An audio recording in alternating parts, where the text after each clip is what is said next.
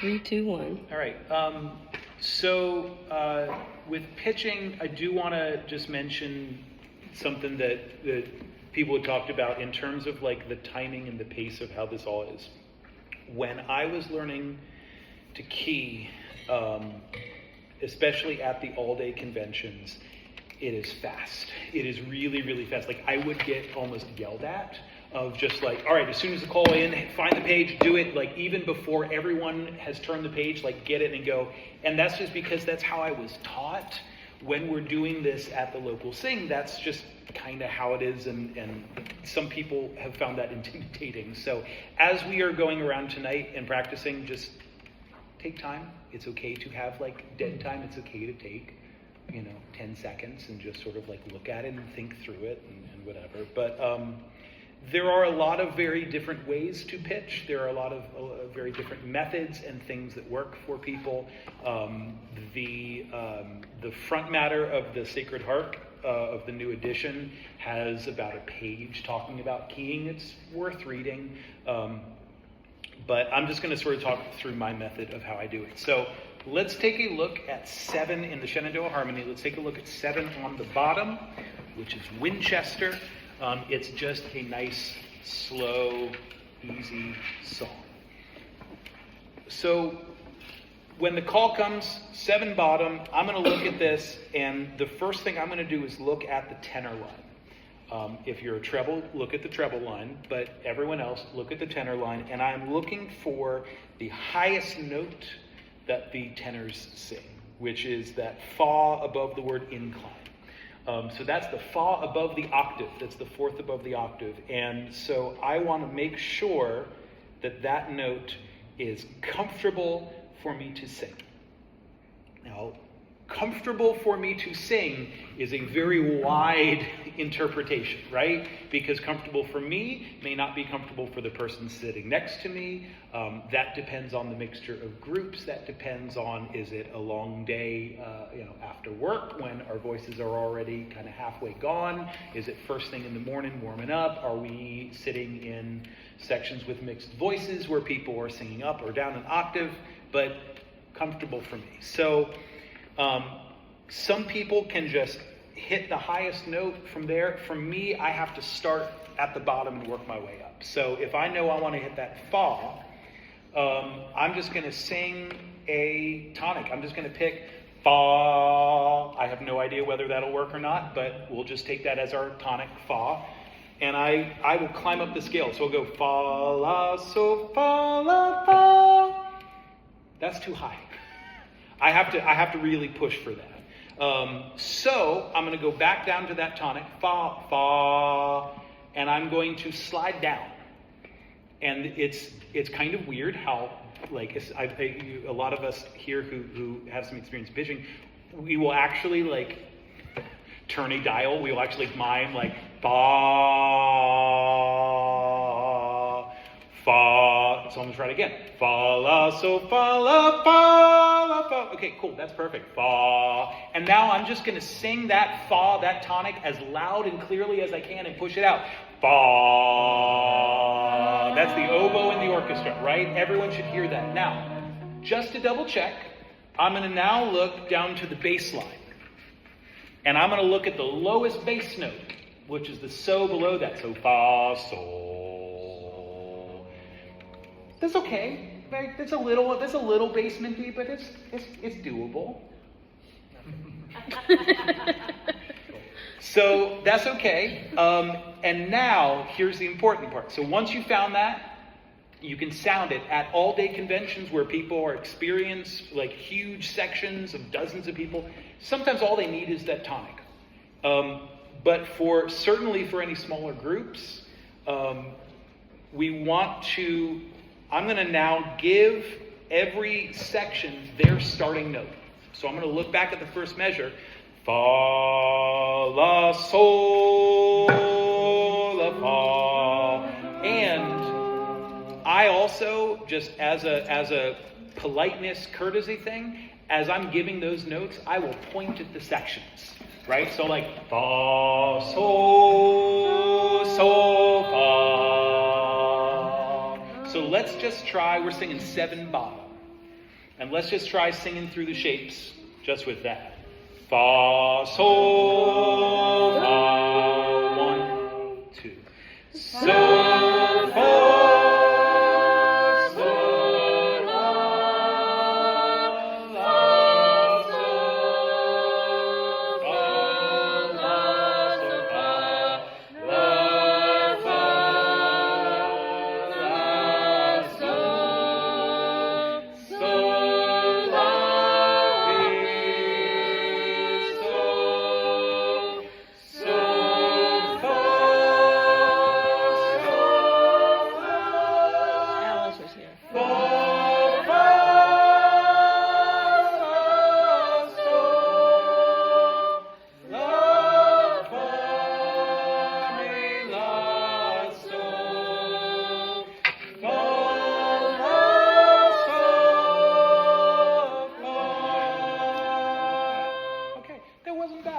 Now, as I'm sitting here listening to it, I'm like, maybe I could put it a little up or a little bit down. Okay, but like, honestly, it's not uncomfortable for anyone, and so we can just leave it.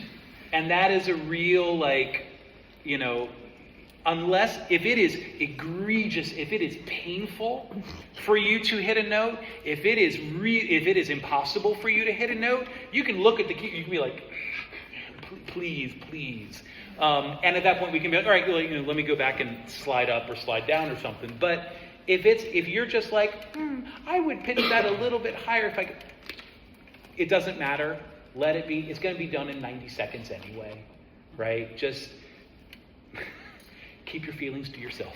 I would say as a singer, if it's like 1 or 2, if it's like the outside top or bottom note, I don't mention that. If it's the ones that are repeated that are uncomfortable, then I would say something. Yeah, right. If it's really egregious, yeah. But if it's like, unless like I could ideally, I maybe would bump that a little bit up, but it doesn't matter. And especially tonight, because if I'm keying something and I try it and I put myself out there and someone's like, you could really just put that a little bit lower. Like, okay, that's going to make me feel less confident about pitching, which is like literally the opposite of why we're doing this. I do, however, just as a little bit of an example, I do want to pitch this just a little bit lower. We won't sing all through the shapes, but just a little bit lower and a little bit higher, because you can hear it if it's too low or too high. So our tonic was fa, so I'm just going to slide down a little bit. Fa, fa, la, sol. We'll just sing a couple measures. 1, 2. So, fa.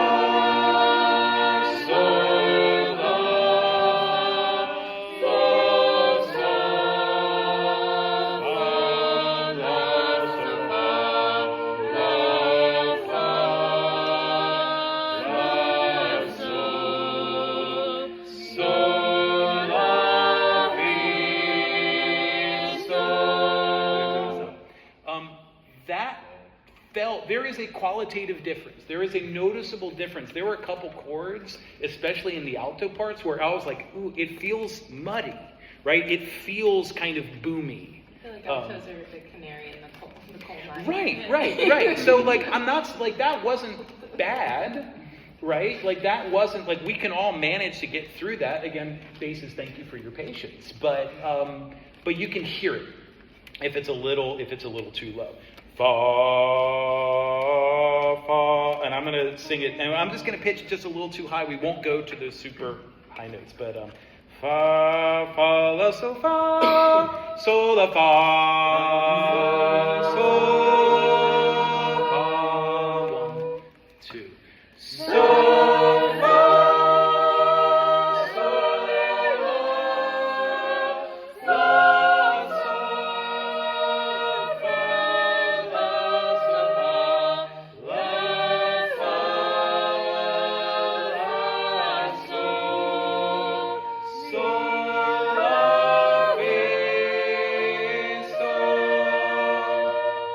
It sounded too bright. It sounded too almost like brassy and thin. Tinny, yeah. And so that's the thing, like again, it's, even if it's not even if it's not so much that we have to go back and change the pitch.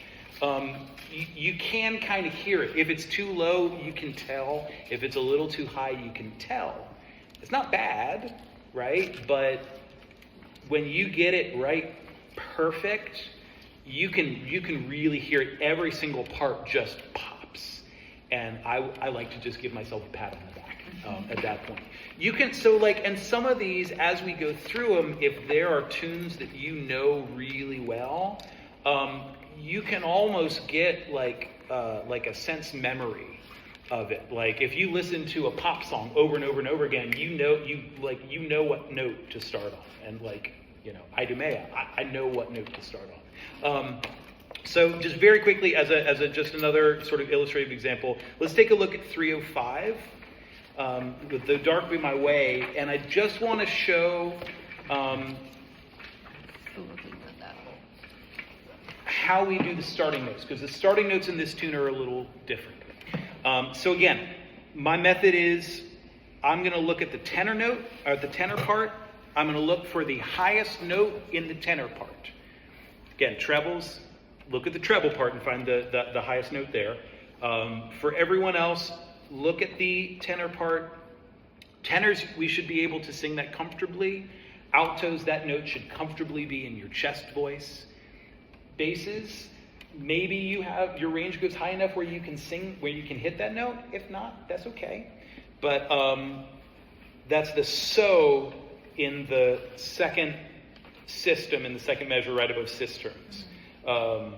So I'm just gonna, again, just randomly pick a tonic. La, fa, la, sol, la. And that's way too low, right? So I'm gonna bring la, la, fa, la, sol, la, la. All right, so now that's my tonic, la. However, look at these starting notes. None of these starting notes are the tonic. I still need to do that oboe in the orchestra tonic because that is what everyone bases their thing on. Yes? So you know the tonic is La because it's a minor song? Or are you Yes. looking at the last note of the song? Or Yeah, so so this is in the key of G minor, and so the tonic is G. And it's a minor song, so I know that it's La. Okay. And there are times and at all-day conventions, I mean, it is very common for a keyer to be like, all right, cool, fa, la, sol, la, fa, and everyone's like, it's a minor song. And you're like, oh, crap, I'm sorry, okay, la, fa, so it's fine. So the tonic is always Fa or La? So in major songs, the tonic is always Fa. For minor songs, it's always La. And if you can read staff music, it's whatever key is listed in the tune. So G, so this is in the key of G minor. So G is the tonic note. If you play with non-shape note singing musicians, they call it the one, or the fundamental, or the root, or whatever. There's a couple different names for it, but yes. So Cooper Book and VPH don't always have that label. Correct. These two books do. But just if you learn to lean on that, know that in those books you won't have that. And I'll be honest, I still sometimes find it difficult to key from the Cooper book for that reason. Because just looking at it, sometimes it's a little tricky to tell. So, if that is my tonic, la, fa, la, sol, la, la, I'll still sing it, just so everyone can get that anchor, but then I'm going to shift now to the starting notes for each part. So trebles, la, fa, la, and then for everyone else, la, sol, fa, sol. All right, so then we can 1, 2, la, la, la.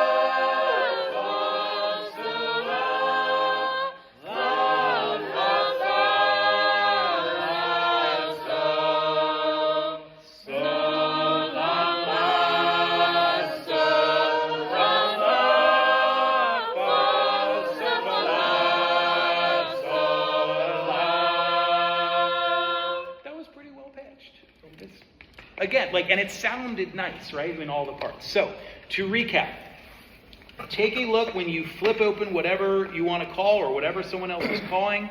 Look at the tenor part. Look at the highest note. Start with the fa fundamental or the tonic or the la. And for me personally, I work my way up the scale to it. Make sure it's comfortable to sing. Then go back to that tonic. Give it again loudly and clearly to everyone. Give each part their starting note.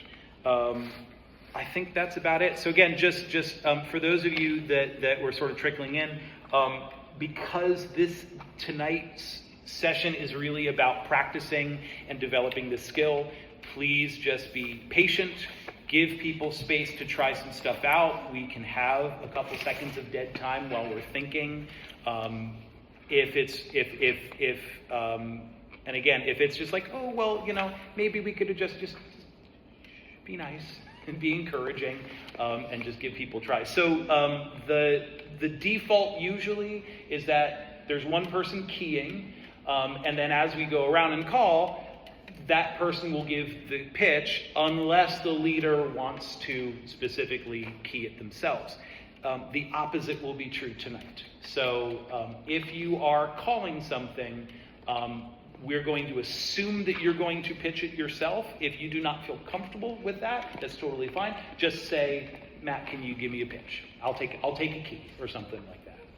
Any questions? Any comments? Thanks. Cool. If you find that you sometimes have trouble hearing the intervals, your kids will think you are crazy in the car, but you can sit there and at stoplights you can go fa, so, fa, la, fa, fa, fa, so, until you can do it super fast up and down. But seriously, if you take just a few minutes and piddle with the scale, you will hear it much more clearly in your head. And that way, when it comes to your turn and you want to pitch, that becomes a little bit more rote. Mm-hmm. Yeah, it was recommended to me when I started this, not as much for pitching, but just getting used to the shapes of any time I was just, off on my own, just like humming songs, just singing songs, to sing the shapes, right? Whether it's, Happy Birthday or whatever, pop songs. Mary Had a Little Lamb. Yeah. La, so, fa. Anyway, yeah, it's cool. All right. Thank you for filming, Adrian. So for purposes of tonight, our recording is